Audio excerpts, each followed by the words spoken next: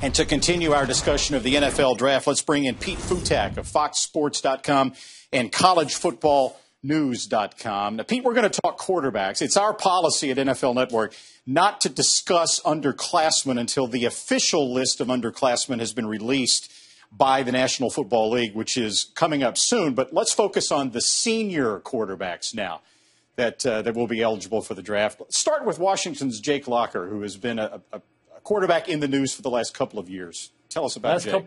Last couple of years, he would have possibly been the number one pick in last year's draft, if not easily in the top 5 overall picks.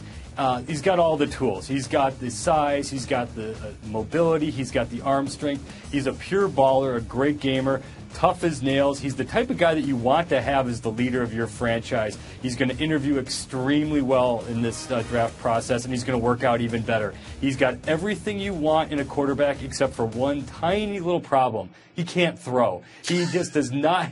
It's kind of an issue at the NFL level, but he's just not a consistent enough passer. Now, that's not to say that some offensive coordinator out there is not going to see him and what he can do and all his tools and say, wait a minute, I can work with this guy and make him into an efficient passer. But the problem is at the collegiate level, he just didn't do it on a regular basis. He doesn't have the touch on all his throws. And the bigger problem is he didn't make the guys around him necessarily better. Now, the knock on him was, or his team was, that he didn't have the players around him. Well, if you're a first-round draft pick or if you're a number 1 overall pick, like he might have been last year, you're supposed to make those guys better, and he didn't do that on a consistent basis. All right, now what about Colin Kaepernick, the big, strong-armed kid from Nevada? Yeah, if you liked Vince Young, at least as a physical prospect a couple years ago, you've got to like Kaepernick too. Same thing, 6'6", extremely mobile, one of the greatest runners in college football history, and he has got a major league fastball, literally. He was almost a top baseball prospect for a while until he moved over to football full-time, and now he has just got everything you'd want in a quarterback except for the passing offense at Nevada. He's got the mental makeup. I mean, if you can handle being yelled at by Chris Ault for 4 years, you can handle the NFL. He's going to be the type of guy who's going to come in as a great prospect, a nice mid-round flyer for somebody, and he's going to hang around for a while just because he has the size, he has that arm strength, and with a little bit of coaching, there might be something special there. All right, what about Florida State's Christian Ponder?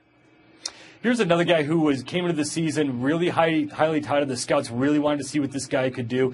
He's got the ability to be an NFL quarterback. He's got the size. He's got the arm strength. He was in a pro-style offense, and he showed that he can make all the throws. His biggest issue is his durability. He throws his body around with reckless abandon for good and for bad. Got knocked out this year, had a concussion at the end of the season, couldn't play in the ACC championship game. The other question about him is that he didn't really do it at a high level. Yeah, Florida State got to the ACC championship game, but he wasn't there to play in it. He was a very good player this year, not a next level type of player. However, he's going to wow everybody at the combine. Everyone's going to love him in the workouts, and someone's going to really like the possibility of what he might be able to do. He's a backup quarterback to start the season, but as a third rounder, he'd be a nice pickup.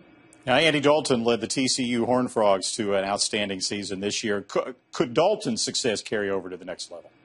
As a backup early on, he's not going to be Peyton Manning throwing the ball, at least not right away. He's going to need some work. He's ultra efficient. He's great at running the ball, and he does whatever you want to do. He's a pure baller of a player.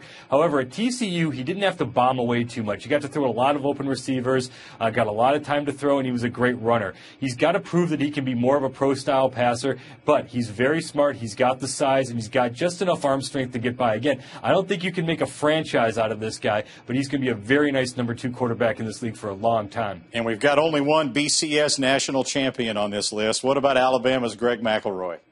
Kind of the same as Andy Dalton. He's got all the intangibles. Extremely smart. He was a finalist for the Rhodes Scholarship. Just missed out on getting it. Extremely accurate and very tough. What's lost in that BCS championship game a couple years ago is he played with a bad rib injury. Now, he didn't play all that well, but he played through it. He's extremely accurate. He's able to get the ball down the field. He doesn't have enough arm strength, though, to be a starter on a regular basis. However, you put him on a team as a number 2 or as a backup, and he can be a stopgap for a couple games.